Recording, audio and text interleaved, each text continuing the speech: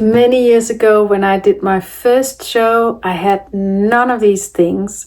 So here's a little video with tips and tricks and mental preparation so that if you are going on your first show, there is a checklist for you that you can keep hold of and make sure you get all of these things in place before it happens. And I hope that it's going to go really well for you. I'm happy to say it went really well for me this time, and a lot of these things are really useful little things that can really make such a difference. So I hope you enjoyed this video. I want to show you, these are a few of the works that I sold. I'm very pleased to report that the picture I was showing you some of the process of here on my YouTube, and I'll show you a bit more of the collaging part of it as well. I sold another big one, which I also showed the year before. The first things I do is framing my pictures, and I do this myself. I have chosen to go with something for the shows where the frames don't break my bank, but they still feel nice. I put the glass in the back of the picture and I leave the film on there so that if people do buy it, they will be able to take the glass out and take that film off themselves and then put that in their own homes, because I find that a lot of frames these days come with perspex glass, and perspex is so easy to get some impurities and scratches into that I just find it's better just to keep that completely untouched. And I also much prefer the look of my pictures without glass in front, but of course a lot of people would prefer to just have that layer of protection on there, and so the option is generally it's going to be there in the back of my frames and they can peel off that film themselves. I also would say that you gotta just be aware that it's so easy to get these things damaged when you're on the go. Even if you take the best care you can, I still find that things get chipped, and therefore I prefer not to have invested a huge amount in the framing. Rather want just to be doing it by myself, and if a frame breaks, it's not the end of the world. The next thing that is really useful to have is a certificate of authenticity. You can either have these stuck to the back of your picture or hand them to people when you pass over the picture. And it just includes the details of where to find you and who you are. And so I've got my details there, my website, my phone number, my email address.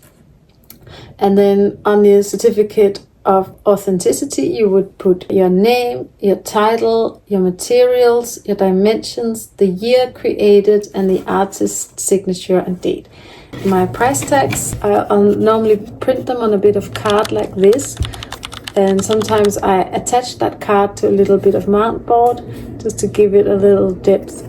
I find it's not the most important thing to be attaching your price tags to mount boards, but a few useful tips that I have found with my price tags this time, I just had them printed on card and I stuck that to the picture itself, because we were showing outside and there wasn't really anywhere neat I could be attaching a price tag with my prices on mount board. So I just attached it straight to the picture. The QR code is something I use especially for my bigger pieces, because I know that it's a little bit more of a decision for people to make, and sometimes they have concerns about colors on the wall. So I will have this QR code normally linked to the website with that particular painting on, and I will have shown it on different colors walls and in different kind of interior settings, just to give them some idea of how it looks in different styles. And I find that people did use it. They would scan the QR code and then they will go through these images from on my website and see them on different settings. And then for the big pictures nowadays, I also add a little line at the bottom of this price tag saying free delivery and return within 7 days. Just to give people a little bit of extra encouragement that I've thought things through, that it's not everybody who buys a big picture that is going to find this just matches their home and they take it home. It might not fit. So just to give them a little bit of security that they can take it back if they need to. And that leads me to the point of business cards. On my business cards, I've got this QR code that people can scan, and it will save my details directly to their phone. So I try to display these as well, so people can just take my details like that.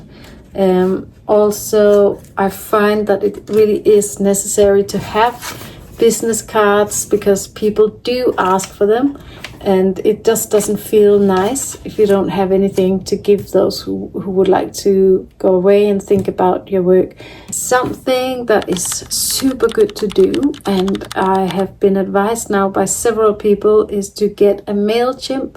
In MailChimp, you start to create an email list of people who collect your work or people who are interested. And then you can send out newsletters, links to new work on there.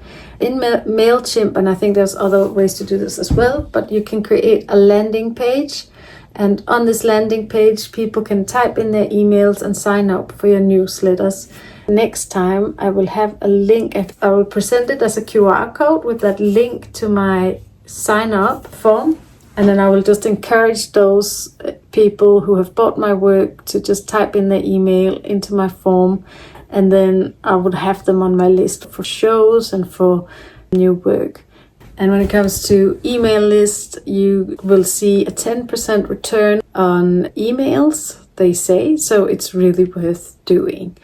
And then here's a thing that I didn't do. I used to make the mistake of putting original work in mounts like this, so that you've got work in a browser and people can browse as well, and that they could get my original work package like this.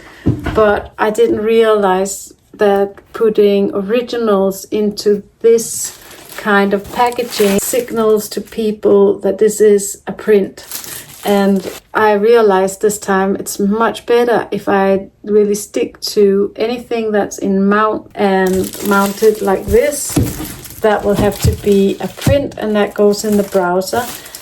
But anything that's original goes in frames. This one is completely original.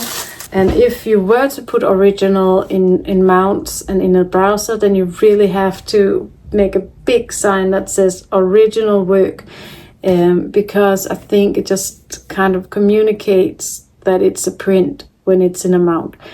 So for the future, I'm just going to put prints in the mounts and original work in frames. When you have sold an artwork on an art fair, you often take that artwork down, you send it off, and that's it. There is a space on the wall and you fill it with something else. But I've noticed the smart artists, they take the price tag of the sold item and then they put a red dot on it, and then they stick it on the side of their stand. And then as the day goes along, they've got these red dots building up on the side, and it's just such a good signal to the buyers, the art collectors, that you have credibility with other art buyers. It just helps build that confidence. So I will be doing that next time, and just be smart with little things like that. On this show, the rain actually ended up working for us, not against us. First of all, it had been 32 degrees and hotter in the UK the week before, so I was very grateful that we had a bit of a dip in the temperatures that day. Otherwise it would be so hard to be outdoors and doing all that heavy sitting up and down. But because of the rain, we wrapped everything we had in this cello wrap.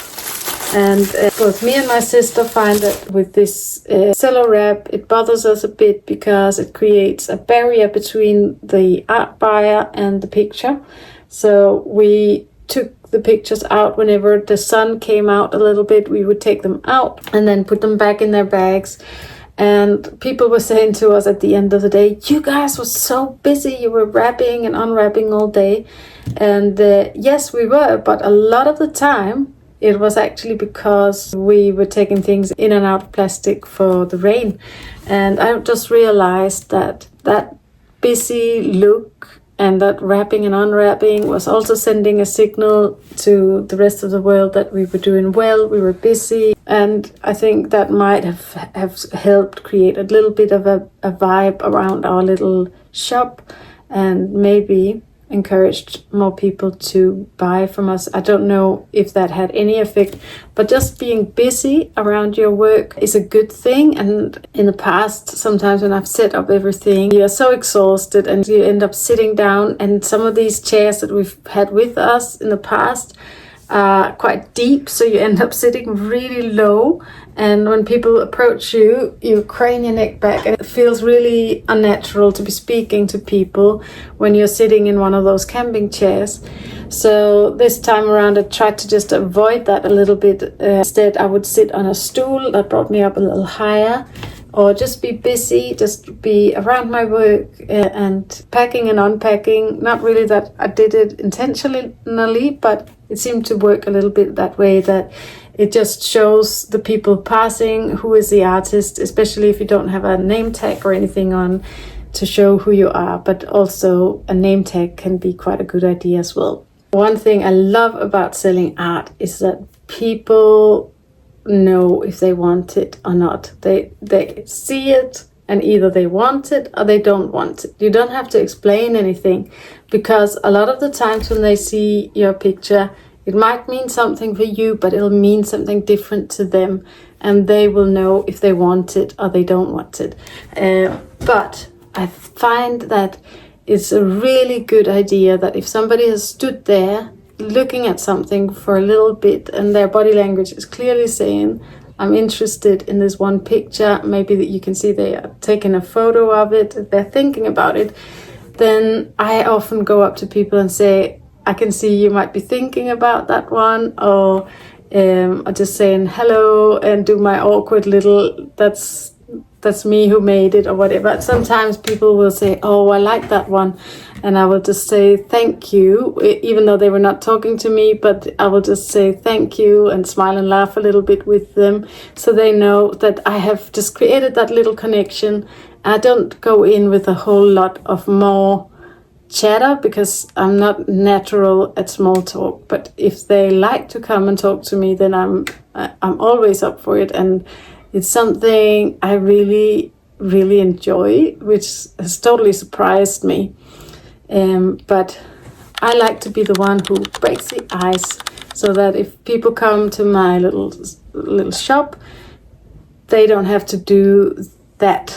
And also, there's so many people around at these shows, and any of them really could be the artist. So it's just good for the art buyers if you make yourself known, and they don't have to go investigating which one that they can actually buy this off. This bit is the challenging part for me for any art show, because there's always a couple of hours where nothing happens, and that's a real invitation to fall into this place of starting to doubt myself and feeling all sorts of uncomfortable emotions, which are just not helpful when it comes to a situation where you have to do some socializing and connecting and looking out. So this time around, I just had prepared myself in advance, decided I'm not going to be looking at myself or thinking about whether I doubt myself or not. I'm just going to spend my time looking out, trying to connect out of myself, seeing the people around me, and not be all absorbed in myself. And actually, I realized that this is how I want to live my life, actually. I think it is important to spend a little time and reflecting and contemplating. I love that. But I found it was so special to be doing this little mindset change, to just be looking out instead of looking in.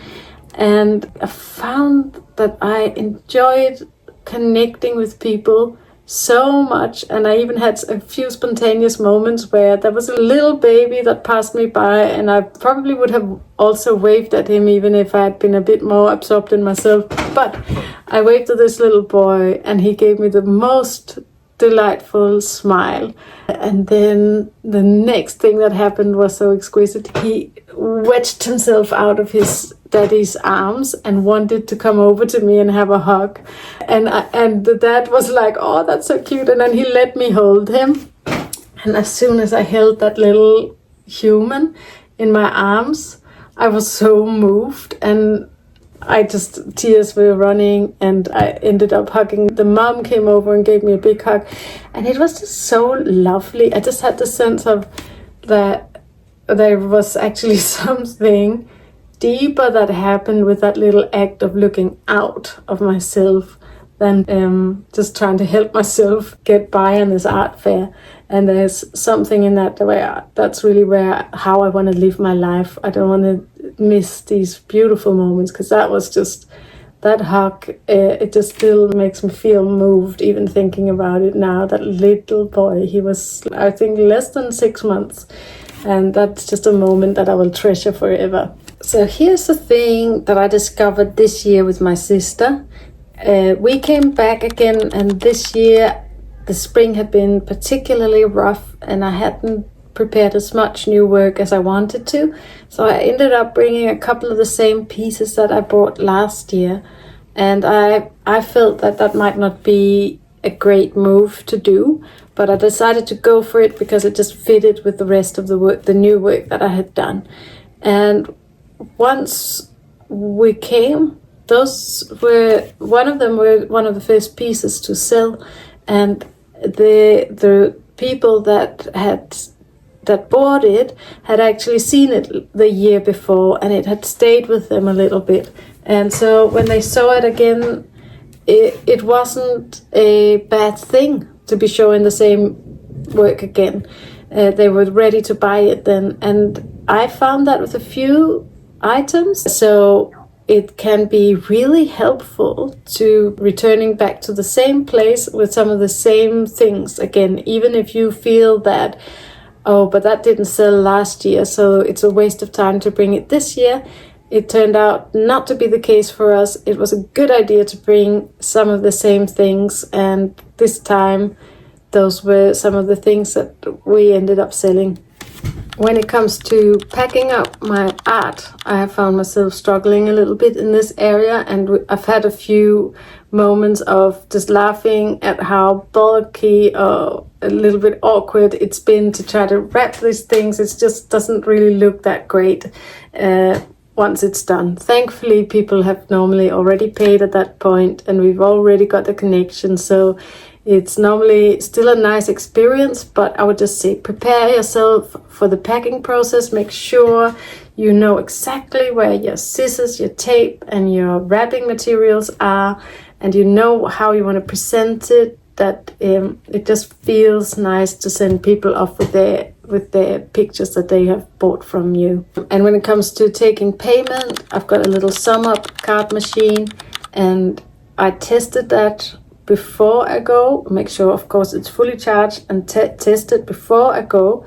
But also, once you get to your location, just test it also there. That makes sure everything works and that you've got your internet connection and that's in order.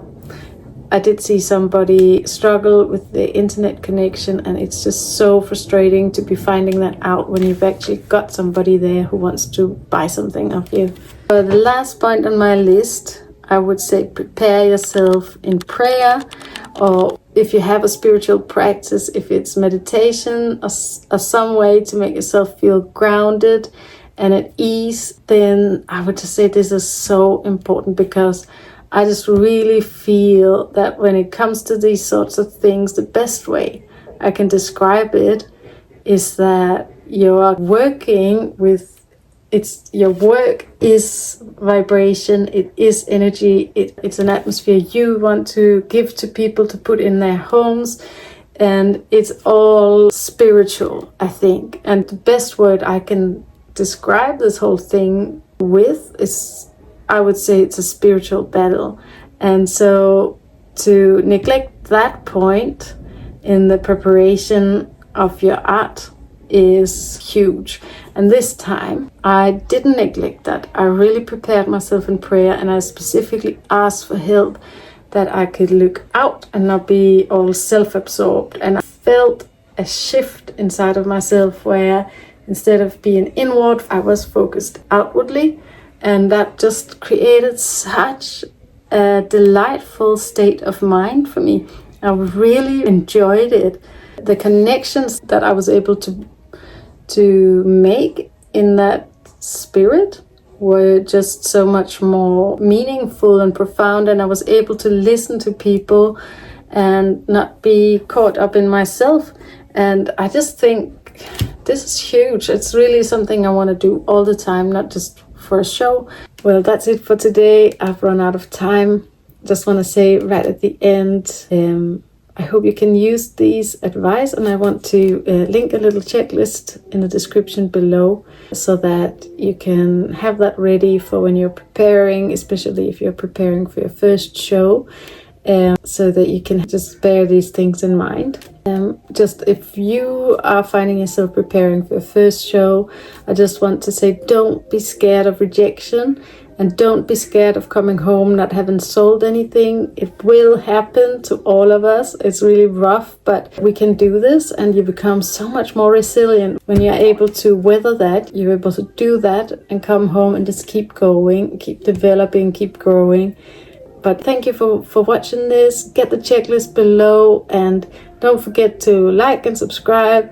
Your comments are worth gold to me because I haven't got a lot of views and a big audience, so any little comments really makes a difference for me, and I love to hear from you. So thank you for listening to this. Take care and all the best. Bye.